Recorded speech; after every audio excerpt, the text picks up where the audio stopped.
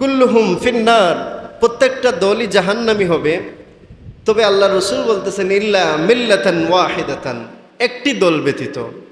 সবাই জাহান্নামী, একটি দল ব্যতীত, অর্থাৎ একটি দল জান্নাতি হবে আর বাকি ৭২ ফিরকাই জাহান্নামী হয়ে যাবে।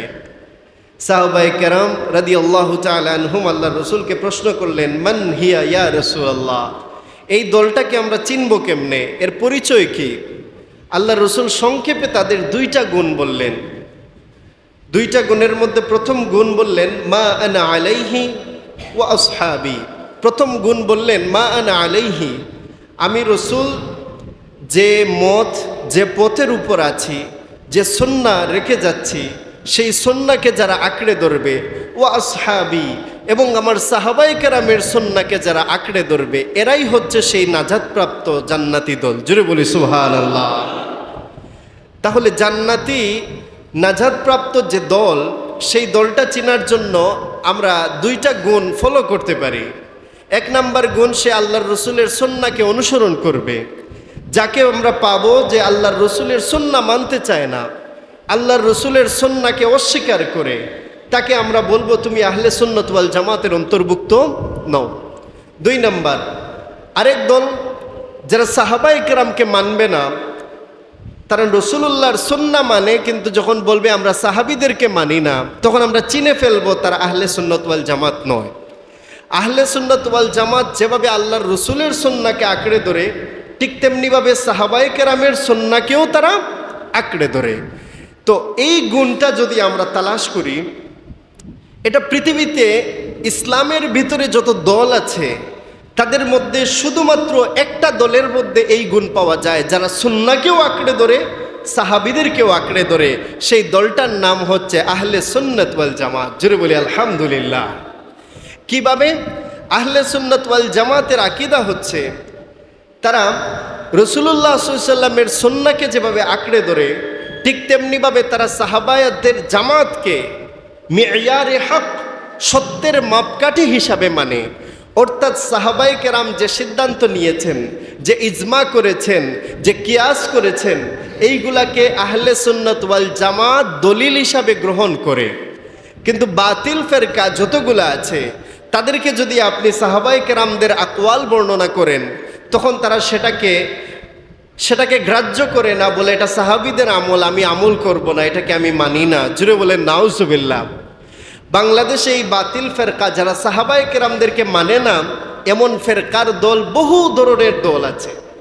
একদল বলবে আমরা সাহাবীদেরকে মিয়ারে হক মানি না, সত্যের মানদণ্ড মানি না, অর্থাৎ সাহাবায়ে কেরামদেরকে আমরা সঠিক জামাত হিসাবে মানি না, তাদের রায় সিদ্ধান্তকে আমরা মেনে নেই না, আমরা শুধুমাত্র কোরআন আর হাদিস মানি, রাসূলুল্লাহর সুন্নাহ মানি।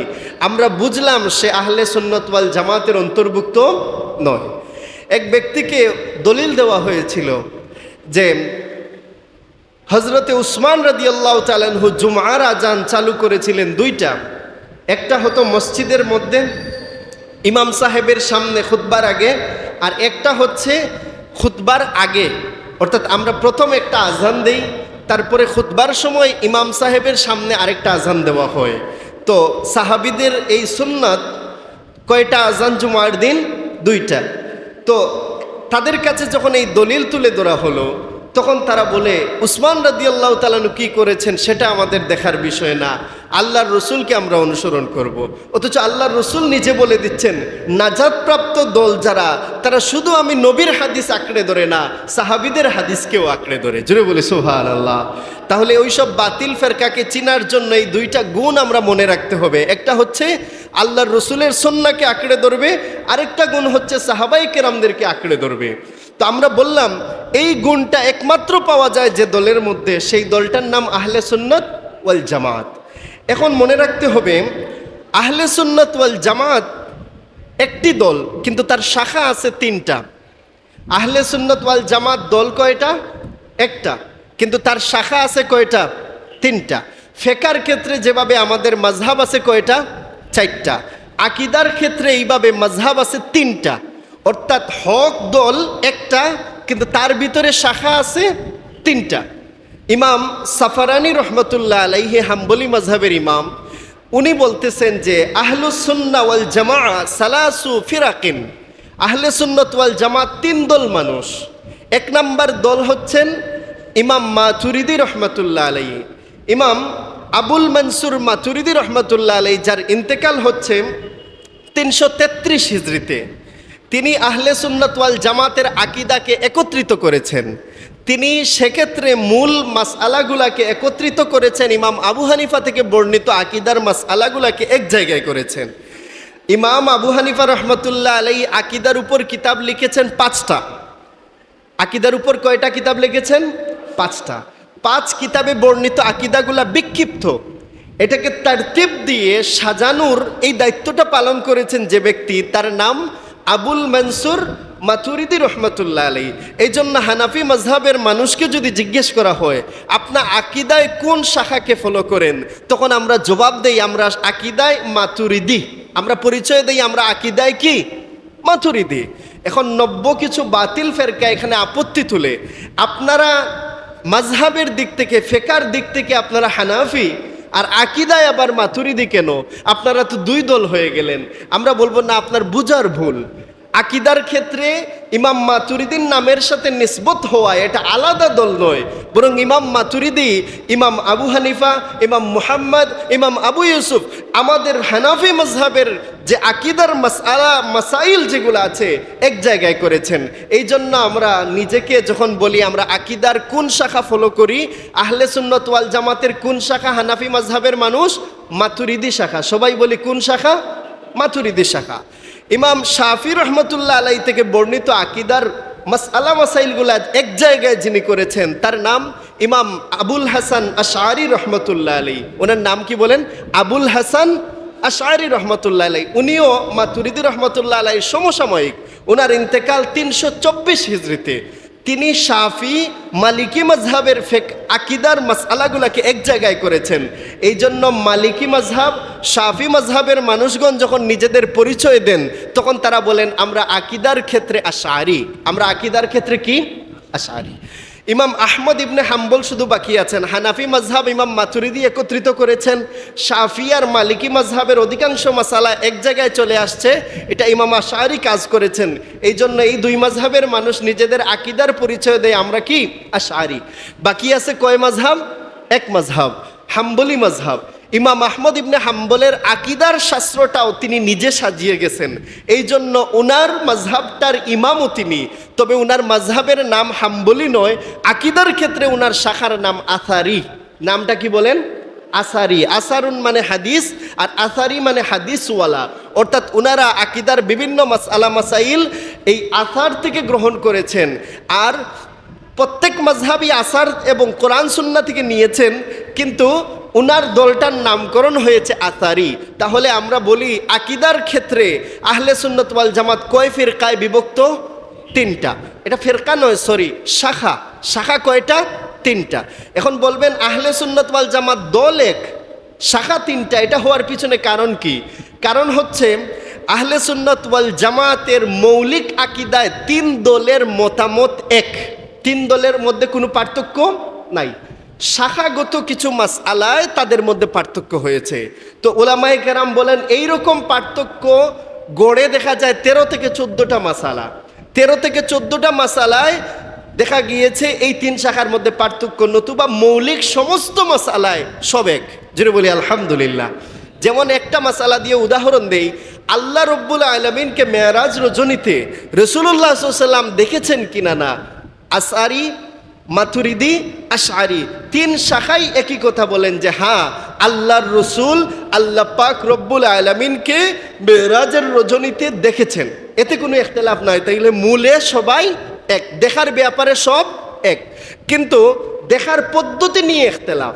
মাতুরিদি যারা হানাফি মাযহাব, তারা বলেন আল্লাহর রাসূল সাল্লাল্লাহু আলাইহি ওয়াসাল্লাম আল্লাহকে দেখেছেন বিল ফুয়াদ, অন্তরের চোখ দিয়ে। আর আশআরী যারা, তারা বলেন বিল আইন, মাথার যে চোখ আছে আমাদেরকে, চোখ যেটা আমরা, আমাদের চর্মচক্ষু যেটা, সেটা দিয়ে আল্লাহ রাসূল সাল্লাল্লাহু আলাইহি ওয়াসাল্লাম আল্লাহকে দেখেছেন। তাইলে দেখেছেন এই মাসালায় কোনো ইখতিলাফ নাই, দেখার পদ্ধতি শাখাতে গিয়ে ইখতিলাফ। এই জন্য আমি বললাম আপনাদেরকে আহলে সুন্নাত ওয়াল জামাতের মধ্যে শাখা আছে 3টা। এদের মৌলিক মাসআলায় কোনো পার্থক্য নাই, বরং কিছু শাখা মাসআলায় পার্থক্য হয়েছে। এই শাখার পার্থক্যের কারণে কোনো দল গুমরা নয়, বরং সবাই সঠিকের উপর দলিলের ভিত্তিতে কিছুটা মত ভিন্ন হয়েছে। যাই হোক, তো এখন আমি একটা বিষয় আপনাদেরকে সতর্ক করতে চাই। আসারি হচ্ছে হাম্বলি মাযহাবের আকীদার শাখার নাম, কিন্তু মনে রাখতে হবে আকীদার শাখা আসারি শাখাটা এক সময় গিয়ে বিভক্ত হয়ে গেছে। এখানে 2টা দল, একটা হচ্ছে হাম্বলি মাযহাবের মধ্যে শ্রেষ্ঠ উত্তম আলেম যারা, তারা যে মতটা ইমাম আহমদ ইবনে হাম্বল থেকে গ্রহণ করেছেন, ওই শাখাটাকে বলা হয় ফুদালাউল হানাবিলা, উত্তম হাম্বলি। উত্তম হাম্বলি যারা, তারা আহমদ ইবনে হাম্বলের সঠিক মাসালাকে গ্রহণ করেছেন। অর্থাৎ ইমাম আহমদ ইবনে হাম্বল থেকে আকীদার যে মাসালাগুলা সঠিকভাবে সহিহ সনদে বর্ণিত, এই মাসালা গ্রহণ করেছেন, এরা হচ্ছেন ফুদালাউল হানাবিলা।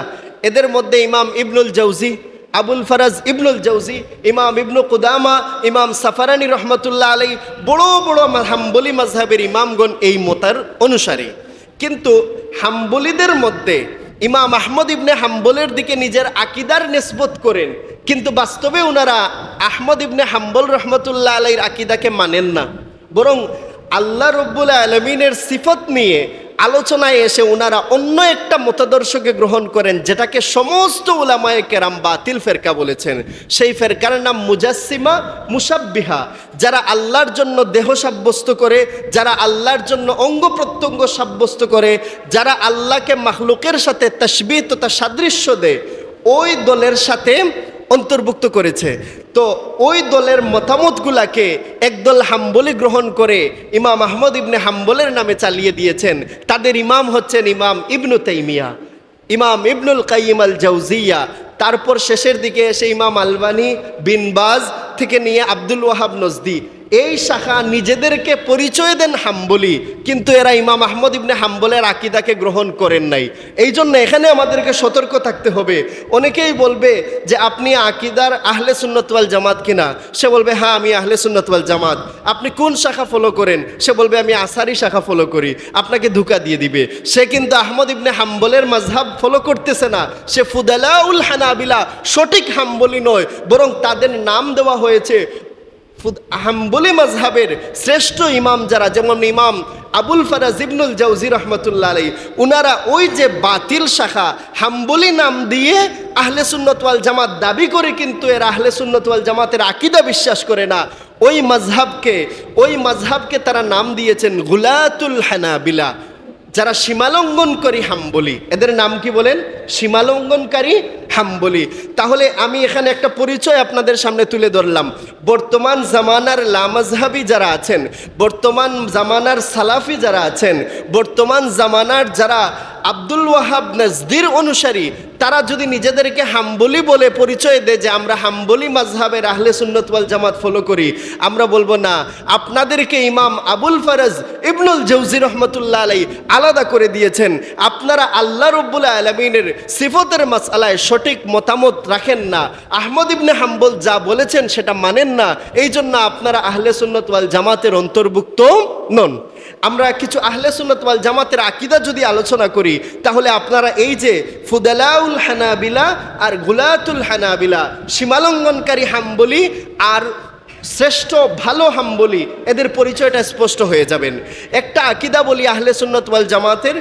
আহলে সুন্নাত ওয়াল জামাতের 3 শাখা, মাতুরিদি, আশআরি এবং আসারি, 3 শাখাই বিশ্বাস করে আল্লাহ রব্বুল আলামিন কোনো স্থানে অবস্থান করেন না। আল্লাহ রব্বুল আলামিন কোনো স্থানে অবস্থান করেন না।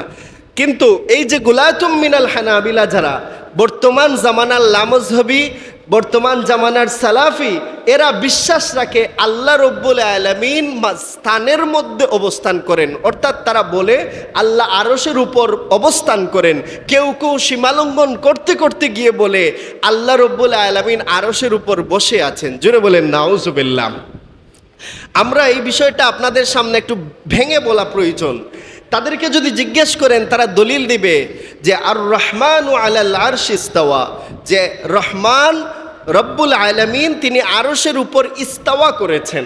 তো ইস্তাওয়া শব্দের অর্থ কি? উলামায়ে কেরাম ইস্তাওয়া শব্দের যে শাব্দিক অর্থ এটা একত্রিত করে দেখা গিয়েছে ইস্তাওয়া শব্দের প্রায় 17টা অর্থ আছে। কয়টা অর্থ বলেন তো? 17টা। এই 17টা অর্থের মধ্যে একটা অর্থ হচ্ছে বসা, অবস্থান গ্রহণ করা। ইস্তাকাররা মানে অবস্থান গ্রহণ করা, এটা একটা অর্থ। কিন্তু বাকি আছে আরো কতটা? 16টা। কিন্তু তারা 16টা অর্থের দিকে তাকায় না, শুধু একটা অর্থ গ্রহণ করে বলে আল্লাহ আরশের উপর আছেন। দলিল হচ্ছে আর রহমানু আলাল আরশিস তাওয়া, আল্লাহ আরশের উপর আমরাও বলি সমাসীন হয়েছেন, অবস্থান গ্রহণ করেছেন। এই জাতীয় আমাদের মধ্যেও কিছু মানুষ এই ধরনের ব্যাখ্যা করে থাকেন। কিন্তু আর রহমানু আলাল আরশিস তাওয়া, আল্লাহ কি আরশে থাকেন? এই মাসালায় ইমাম আবু হানিফা রহমতুল্লাহ আলাইহির মাযহাব কি, ইমাম শাফি, ইমাম মালিক, ইমাম আহমদ ইবনে হাম্বল উনাদের মাযহাব কি, এটা আমরা জানি না। আমাদের এটা জানা দরকার। ইমাম আবু হানিফা রহমতুল্লাহ আলাইহি বলেন, লাউ কিলা আইনাল্লাহ, কেউ যদি প্রশ্ন করে আল্লাহ কোথায়, আপনাকে কেউ জিজ্ঞেস করলো আল্লাহ কোথায়, জবাব কি দিবেন? সেই জবাবটা ইমাম আবু হানিফা রহমতুল্লাহ আলাইহি নিজে দিয়েছেন। তিনি বলেন, ইউকালু লাহু, তাকে তার জবাবে বলা হবে, কানাল্লাহু তাআলা ওয়ালা মাকানা, আল্লাহ রব্বুল আলামিন ছিলেন কিন্তু এক সময় কোনো স্থান ছিল না, না আরশ ছিল না জমিন ছিল। সহিহ আল বুখারীর বর্ণনা, আল্লাহ রাসূল সাল্লাল্লাহু আলাইহি ওয়াসাল্লাম ইরশাদ করেন, কানাল্লাহু তাআলা ওয়া লাম ইয়াকুন শাইআ, আল্লাহ ছিলেন কিন্তু কিছুই ছিল না। এমন এক সময় ছিল যখন আরশও ছিল না, জমিনও ছিল না। তখন আল্লাহ ছিলেন কিনা না বলেন তো? আল্লাহ ছিলেন কিনা না? আল্লাহ যদি তখন থেকে থাকেন, তখন কি আল্লাহ থাকার জন্য কোনো স্থান লেগেছে, আরশ লেগেছে? না। আল্লাহ যখন আরশ ছিল না তখন ছিলেন, তখন আল্লাহ থাকার জন্য কি প্রয়োজন হয় নাই? আরশের প্রয়োজন হয় নাই, কোনো জায়গার প্রয়োজন হয় নাই, কারণ তখন তো জায়গা বলতেই কিছু ছিল না। ইমাম আবু হানিফা বলেন, কাবলা আন ইয়াখলুকাল খালকা ওয়া কানা আল্লাহু তাআলা লাম ইয়াকুন আইনা, আল্লাহ তখনও ছিলেন যখন আইনা বা কোথায় শব্দটাও ছিল না, মানে স্থানের কোনো অস্তিত্ব ছিল না। তখনও স্থান ছাড়া আল্লাহ ছিলেন কিনা না? ছিলেন। যদি স্থান ছাড়া আগে আল্লাহ থাকতে পারেন, তাহলে স্থান সৃষ্টির পরে কি আল্লাহ স্থান ছাড়া থাকতে পারবেন না? পারবেন। এই জন্য ইমাম আবু হানিফা রহমতুল্লাহ আলাইহি অন্য জায়গায় বলেন যে আল্লাহ রব্বুল আলামিন আরশের উপর ইস্তাওয়া করেছেন, যে শব্দ আল্লাহ ইউজ করেছেন আমরা এটার উপর ঈমান আনি। আমরাও বলি হ্যাঁ আল্লাহ আরশের উপর ইস্তাওয়া করেছেন, কিন্তু ইস্তাওয়া শব্দের যে ব্যাখ্যা করা হচ্ছে যে আল্লাহ আরশের উপর বসেছেন, আল্লাহ আরশের উপর অবস্থান গ্রহণ করেছেন, তাহলে বোঝা যাচ্ছে এক সময় আরশ ছিল না, তখন আল্লাহ থাকতে পারছেন। আরশ সৃষ্টির পর আল্লাহ আরশের মুহতাজ হয়ে গেছেন, এখন আরশের উপর আল্লাহকে থাকতে হচ্ছে, নতুবা আল্লাহ থাকার জায়গা হচ্ছে না। এমন একটা ধারণা চলে আসে না? ইমাম আবু হানিফা বলেন, আল্লাহ রব্বুল আলামিন আরশের মুহতাজ নন, আরশের মুখাপেক্ষী আল্লাহ নন। ইন্নাল্লাহা গানিয়্যুন হামিদ, আল্লাহ হচ্ছেন অমুখাপেক্ষী সত্তা, আল্লাহর থাকার জন্য কোনো স্থানের প্রয়োজন নাই। তিনি বলেন, কেউ যদি প্রশ্ন করে আল্লাহ আরশে থাকেন, ইমাম আবু হানিফা বলেন তাকে জিজ্ঞেস করা হবে যে কাবলা খালকিল আরশি আইনা কান আল্লাহ, আরশ সৃষ্টির আগে তাহলে আল্লাহ কোথায় ছিলেন? বলেন, আরশ সৃষ্টির আগে আল্লাহ ছিলেন কিনা না? ছিলেন, তখন তো আরশ লাগে নাই। এখানে আরো সমস্যা আছে। আল্লাহ যদি আরশের উপরে থাকেন, তো এখন বলেন তো আরশের একটা সীমা আছে না নাই? আরশ আল্লাহর মাখলুক কিনা না? আল্লাহর মাখলুক। আরশ আল্লাহর মাখলুক কিনা না? আল্লাহ সৃষ্টি করেছেন। এখন আপনাকে বলি আরশের একটা সীমা আছে কিনা না? আমরা হয়তো জানি না, কিন্তু আরশের কি আছে? একটা সীমা আছে। এখন আল্লাহ যদি আরশের উপরেই থাকেন, তাহলে আরশ আল্লাহকে বেষ্টন করে ফেলেছে। যেভাবে এই চেয়ারের উপর আমি বসেছি, এখন এই চেয়ারের ভিতরেই আমি ঢুকে গেলাম। এখন যদি বলেন আল্লাহ আরশে আছেন, তাহলে আরশের উপরে আল্লাহ, তার মানে আরশের ভিতরে আল্লাহ। আরশের সীমা যা, আল্লাহর সীমা আরশ থেকে বড় না, মানে আল্লাহকে আরশ থেকে ছোট হইতে হয়। এখন বলেন তো আপনারা কি বিশ্বাস করেন আল্লাহ আরশের চাইতে ছোট? বলেন না, বিশ্বাস করেন এমন কথা? আচ্ছা, এখন প্রশ্ন করি, আরশকে বহন করেন কয়জন ফেরেশতা? 8 জন ফেরেশতা। হামালাতুল আরশ, আরশকে বহন করেন 8 জন আল্লাহর ফেরেশতা। এখন আপনাদেরকে জিজ্ঞেস করি, যদি আল্লাহ আরশের উপর বসে থাকেন, তো 8 জন ফেরেশতার কাঁধে কি শুধু আরশের ওজন না আল্লাহর ওজন? কথা বলেন, আল্লাহর ওজন হয় কিনা না? তো এখন এটা কি বলা উচিত যে আল্লাহকে 8 জন ফেরেশতা বহন করতেছেন? এটা কি বলা যায়? তাহলে বোঝা যাচ্ছে আল্লাহকে আরশের উপর বসালে আমাদের আকীদা ঠিক থাকে না।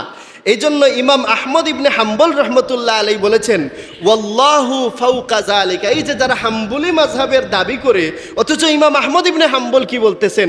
এই লামাযহাবি গ্রুপের বিরুদ্ধে ইমাম আহমদ ইবনে হাম্বল বলতেছেন ওয়াল্লাহু ফাওকা যালিকা, আরশের চাইতেও আমার আল্লাহ সুমহান। সুবহানাল্লাহ। আল্লাহ সুমহান ছিলেন লা মাকানা, যখন কোনো স্থান ছিল না তখনও আল্লাহ স্থানের কোনো মুহতাজ ছিলেন না। এরপর আল্লাহ রব্বুল আলামিন যখন আরশ সৃষ্টি করলেন তখনও তিনি আরশের মুহতাজ হবেন না। এই জন্য আহলে সুন্নাত ওয়াল জামাতের আকীদা হচ্ছে আল্লাহ থাকার জন্য কোনো স্থানের প্রয়োজন নাই। অনেকে বলেন, মুতাজিলারা বিশেষত বলে থাকে যে আল্লাহ রব্বুল আলামিন সর্বত্র বিরাজমান। তারা বলতে চায় আল্লাহ সর্বত্র অবস্থান করেন। আমরা বলি না, আল্লাহ কোনো স্থানেই অবস্থান করেন না, এক জায়গায়ও করেন না, সব জায়গায়ও করেন না। আল্লাহ থাকার জন্য কোনো স্থানের প্রয়োজন নাই। কথা বুঝে আসছে? আল্লাহ থাকার জন্য কোনো স্থানের প্রয়োজন নাই। তাহলে আল্লাহ কিভাবে আছেন এটা আমরা জানি না, কারণ আল্লাহ রসুল সাল্লাল্লাহু আলাইহি সাল্লাম এই ব্যাখ্যা দেন নাই। এখন আসেন তাহলে ইস্তাওয়ার ব্যাখ্যাটা আমরা কি করব? ইস্তাওয়ার ব্যাখ্যাটা আমরা বলবো, ইমাম আবু হানিফা বলেছেন তুমি ইস্তাওয়া শব্দের যেহেতু 17টা অর্থ আছে, কোনো অর্থকে প্রাধান্য না দিয়ে ব্যাখ্যা না করে তুমি বরং ঈমান আনো, আমি বিশ্বাস করি আল্লাহ আরশের উপর ইস্তাওয়া করেছেন, কিন্তু ইস্তাওয়ার অর্থ আমাদের মতো বসা নয়, অবস্থান গ্রহণ করা নয়। তাহলে ইস্তাওয়া শব্দের অর্থ কি? আল্লাহ যে উদ্দেশ্য নিয়েছেন আমি সেই উদ্দেশ্যের উপর ঈমান আনলাম, এই কথা বলো। তিনি বলেছেন নুকিররু বিআন্নাল্লাহ তাআলা আলাল আরশি ইস্তাওয়া, আমরা বিশ্বাস রাখি আল্লাহ আরশের উপর ইস্তাওয়া করেছেন, কিন্তু ইস্তাওয়ার ব্যাখ্যা আমরা করতে যাই না। এখন আসেন, যদি ব্যাখ্যা করতেই চাই তাহলে কি বলবো? উলামায়ে কেরাম বলেন ইস্তাওয়া শব্দের ব্যাখ্যা যদি করতেই চান তাহলে আপনি বলেন ইস্তাউলা, আল্লাহ আরশের উপর কর্তৃত্ব বিরাজ করেছেন। বলেন আল্লাহ আরশের উপর কি করেছেন? কর্তৃত্ব বিরাজ করেছেন। এই অর্থটা নিলে আর আল্লাহ রব্বুল আলামিনের সাথে কোনো সাংঘর্ষিক বক্তব্য আসে না, কারণ এখন আর এটা আল্লাহ যেভাবে জমিনের উপর আল্লাহর কর্তৃত্ব, ইলমান কুদরাতান, আল্লাহর শক্তি জমিনের উপর যেমন আরশের উপরও তেমন। এই জন্য আমরা এই কথা কেউ বলবো না আল্লাহ আরশে থাকেন, এই কথা আমরা কেউ বলবো না। আল্লাহ সর্বত্র, আল্লাহর ইলম আছে, আল্লাহর কুদরত আছে, আল্লাহ সর্বত্র বিরাজমান ইলমের মাধ্যমে, কুদরতের মাধ্যমে, কিন্তু সত্তাগতভাবে আল্লাহ থাকার জন্য কোনো জায়গার প্রয়োজন নাই। আকীদা কি ক্লিয়ার হয়েছে আমাদের? পরের একটা আকীদা নিয়ে আপনাদের সামনে আলোচনা করি। আল্লাহ রব্বুল আলামিনের কোনো অঙ্গ প্রত্যঙ্গ নাই, তিনি দেহধারী নন, তিনি অঙ্গ প্রত্যঙ্গওয়ালা নন, তার কোনো সীমা পরিসীমা নেই। আল্লাহ রব্বুল আলামিন কোনো দিকে অবস্থান করেন না। কয়েকটা কথা বললাম, আমি 1 নম্বর কথা বলি। আল্লাহ রব্বুল আলামিন তিনি কোনো দেহওয়ালা নন, আল্লাহর কোনো জিসিম নাই। আল্লাহর কি নাই? কোনো জিসিম নাই। এটা একটা আকীদা বুঝতে হবে। প্রথমে আপনাদেরকে বলি, ইহুদি খ্রিস্টানরা ধারণা করে যে আল্লাহ কোরআনে বলেছেন ওয়াকালাতিল ইয়াহুদু উযাইর ইবনুল্লাহ, ইহুদিরা দাবি করে উযাইর আলাইহিস সালাম হচ্ছেন আল্লাহর পুত্র।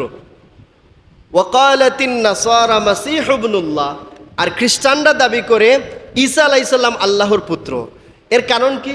তারা বিশ্বাস করে যে ঈসা নবীর ভিতরে আল্লাহ প্রবেশ করেছেন, অথবা উযাইর আলাইহিস সালামের ভিতরে আল্লাহ প্রবেশ করেছেন, এমনটা তারা বিশ্বাস করে। তার মানে তারা বিশ্বাস করে আল্লাহ রব্বুল আলামিন মাখলুকের ভিতরে ঢুকতে পারেন। তো যারা বলে আল্লাহ আরশের উপর ঢুকেছেন, তার মানে মাখলুকের ভিতরে ঢুকা, রব্বুল আলামিন আল্লাহ তাআলা মাখলুকের ভিতরে ঢুকা, এই আকীদা তাহলে আমরা দেখতে পাচ্ছি এটা ইহুদি খ্রিস্টান থেকে আসছে। এটা কোনো মুসলমানের আকীদা নয়। মাখলুকের ভিতরে আল্লাহ থাকেন না। আচ্ছা, এখন আমি যে বিষয়টা বলছিলাম সেটাতে আসি। আল্লাহ রব্বুল আলামিনের কোনো দেহ অঙ্গ প্রত্যঙ্গ নেই, আল্লাহর কোনো দেহ নাই, আল্লাহর কোনো অঙ্গ প্রত্যঙ্গ নাই। ইমাম আবু হানিফা রহমতুল্লাহ আলাইহি বলেন ওয়াহুয়া শাইউন, আল্লাহ বিদ্যমান, আল্লাহ রব্বুল আলামিন আমাদের জন্য তার অস্তিত্ব আছে, কিন্তু লা কাল আশিয়া, পৃথিবীতে মাখলুকাতের অস্তিত্বের জন্য যেভাবে দেহের প্রয়োজন, আকার আকৃতির প্রয়োজন, অঙ্গ প্রত্যঙ্গের প্রয়োজন, আল্লাহর জন্য এমন কোনো প্রয়োজনীয়তা নাই। যদি বলেন আল্লাহর দেহ আছে, তাহলে তো বলতে হবে আল্লাহর দেহ সৃষ্টি করলেন কে? আপনার দেহ আছে তাই এই প্রশ্ন আসে, আপনাকে সৃষ্টি করলো কে? আপনি বলবেন আল্লাহ। তখন যদি বলেন আল্লাহরও দেহ আছে, তাহলে বলা লাগে আল্লাহর দেহটা কে সৃষ্টি করলেন? আল্লাহরও কি কোনো স্রষ্টা আছে? যদি বলেন নাউজুবিল্লাহ। এই জন্য যারা বিশ্বাস করে আল্লাহর দেহ আছে, ইমাম আবু হানিফা এই জন্য বলেন ওয়া মা'না শাই ইসবাতুহু বিলা জিসমিন। আল্লাহকে স্বীকার করার অর্থ হচ্ছে আপনি আল্লাহকে স্বীকার করবেন এইভাবে যে আল্লাহর কোনো জিসিম নাই। আল্লাহর কি নাই? কোনো জিসিম নাই। আল্লাহকে জিসিমওয়ালা দেহদারি বিশ্বাস করে যারা, এদেরকে বলা হয় মুজাসসিমা। এদেরকে কি বলা হয়? মুজাসসিমা। সারা উম্মতের সমস্ত উলামায়ে কেরাম ঐক্যবদ্ধ এই ব্যাপারে যে এই দল বাতিল, এরা গুমরাহ, এদের আকীদা পুরাটাই বাতিল, এরা কখনোই হক দল হতে পারে না।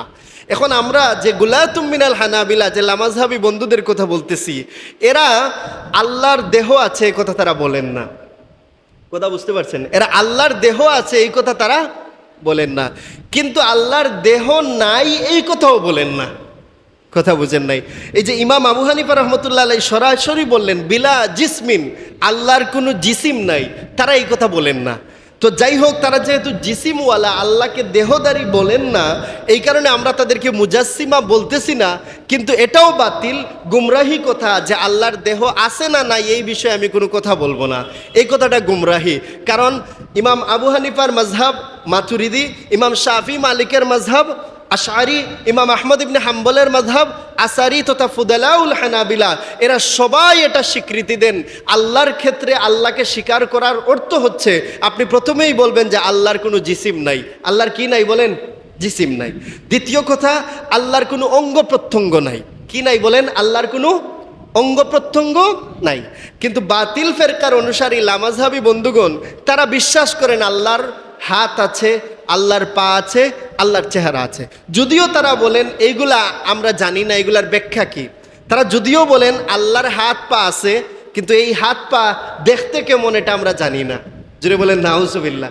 মানে প্রথমে আল্লাহর জন্য হাত পা অঙ্গ প্রত্যঙ্গ সাব্যস্ত করেন, শুধু এইটুকু বলেন যে আমরা জানি না, এটা আল্লাহ আল্লাহর মতো, আল্লাহ জানেন। তো আল্লাহর জন্য তারা হাত পা সাব্যস্ত করতেছেন।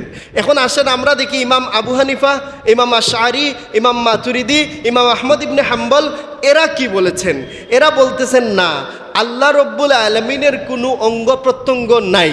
আল্লাহ রব্বুল আলামিনের কোনো অঙ্গ প্রত্যঙ্গ নাই। এখন তারা আমাদেরকে দলিল দেন যে কোরআনের মধ্যে আল্লাহ রব্বুল আলামিন বলেছেন ইয়াদুল্লাহি ফাওকা আইদিহিম, আল্লাহর হাত তাদের হাতের উপর। আল্লাহ বলেছেন কুল্লু শাইইন হালিকুন ইল্লা ওয়াজহা, সব ধ্বংস হবে শুধু আল্লাহর চেহারা ছাড়া। তো এখানে যে আল্লাহর হাত বলা হয়েছে, ইয়াদুন মানে তো হাত, ওয়াজহুন মানে কি?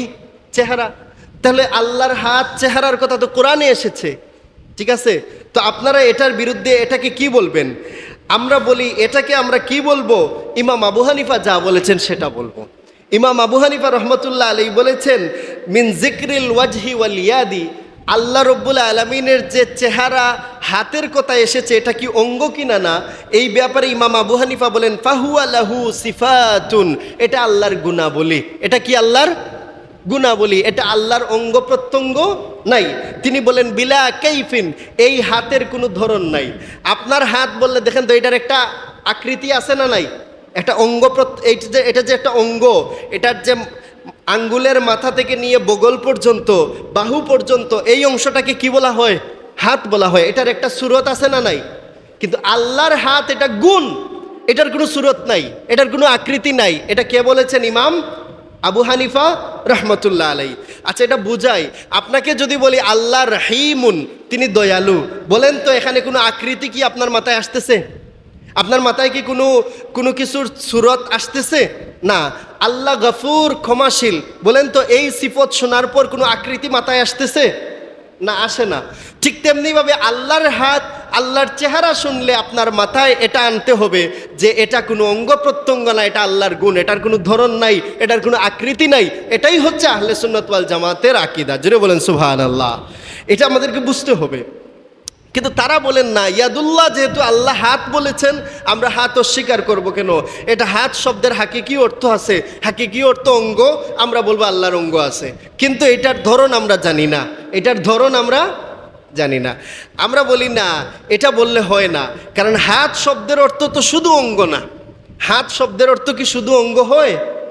দেখেন তো, আমি বলি আপনাদেরকে, আমি বললাম যে তুমি কি জানো আমার হাত কত লম্বা? এটা প্রশ্ন করলাম, তুমি কি জানো আমার হাত কত লম্বা? বলেন তো, এখানে হাত বলে আমি কি বুঝাইছি? অঙ্গ বুঝাইছি না ক্ষমতা বুঝাইছি? বলেন না। তুমি কি জানো আয়াতে মুতাশাবিহ, দুই ধরনের কোরআনে আয়াত আছে, একটা আছে মুহকাম আর একটা আছে মুতাশাবিহ। বলেন তো কয় ধরনের আয়াত?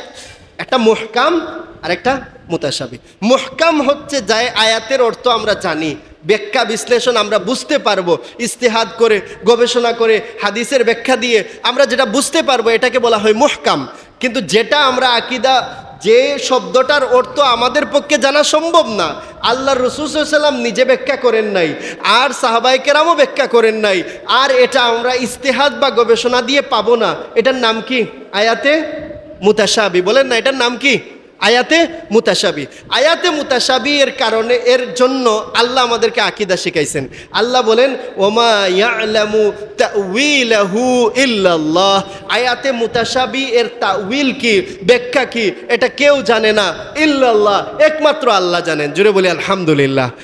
তাহলে এখন আমাদের করণীয় কি? আল্লাহ বলতেছেন ওয়ার রাসিখুনা ফিল ইলমি, যারা ইলমে পরিপূর্ণ, ইয়াকুলুনা আমান্না, যাদের ইলমে পরিপূর্ণ তারা বলে আল্লাহ আমরা আপনি যা বলেছেন তার উপর ঈমান আনলাম, এর ব্যাখ্যা বিশ্লেষণ আমরা করতে যাব না। যাদের অন্তরের মধ্যে বক্রতা আছে, ফায়াত্তাবিউনা মা তাশাবাহা, তারা আয়াতে মুতাশাবি এর ব্যাখ্যা বিশ্লেষণ করতে যায়। তো এইখানে আমি কিছু মৌলিক আকীদার কথা আলোচনা করলাম, যেটা দিয়ে আপনি আহলে সুন্নাত ওয়াল জামাতকে চিনতে পারবেন। আহলে সুন্নাত ওয়াল জামাত আল্লাহর ব্যাপারে আকীদা রাখে, আল্লাহর কোনো দেহ নাই, আল্লাহর কোনো অঙ্গ প্রত্যঙ্গ নাই, আল্লাহর কোনো সীমা নাই, আল্লাহ রব্বুল আলামিন কোনো কিছুর দ্বারা গঠিত নন, আল্লাহ রব্বুল আলামিন থাকার জন্য কোনো স্থানের প্রয়োজন নাই। তাই আজ থেকে আমরা আর কেউ মেরাজের আলোচনা করতে গেলে এই কথা বলবো না যে আল্লাহ আরশে থাকেন, আল্লাহ থাকার জায়গা আরশ, এই জন্য রাসূলুল্লাহকে দাওয়াত দিয়ে আল্লাহ আরশে নিছেন আল্লাহর দিদার দেওয়ার জন্য। না, আল্লাহর দিদার দেওয়ার জন্য আল্লাহ কোনো স্থানে থাকেন না, দিদার আল্লাহ চাইলে যে কোনো জায়গা দিতে পারেন। আরশে নেওয়া বা আসমানে নেওয়া এটা আল্লাহ রব্বুল আলামিন তার নবীকে সম্মান দেওয়ার জন্য নিয়েছেন। এটা এই জন্যে না যে আল্লাহ আরশে থাকেন আর রাসূলুল্লাহকে আরশে দেখাবেন। আল্লাহ আমাদেরকে আহলে সুন্নাত ওয়াল জামাতের সঠিক আকীদাকে বুঝার, শিকার, আঁকড়ে ধরার তৌফিক দান করুন, সবাই বলে আমিন। আর বাতিল ফেরকাগুলাকে চিনার, বুঝার আল্লাহ তৌফিক দান করুন, সবাই বলে আমিন। ওয়া আখিরু দাওয়ানা আলহামদুলিল্লাহি রাব্বিল আলামিন। ওয়া আসসালামু আলাইকুম ওয়া রাহমাতুল্লাহ।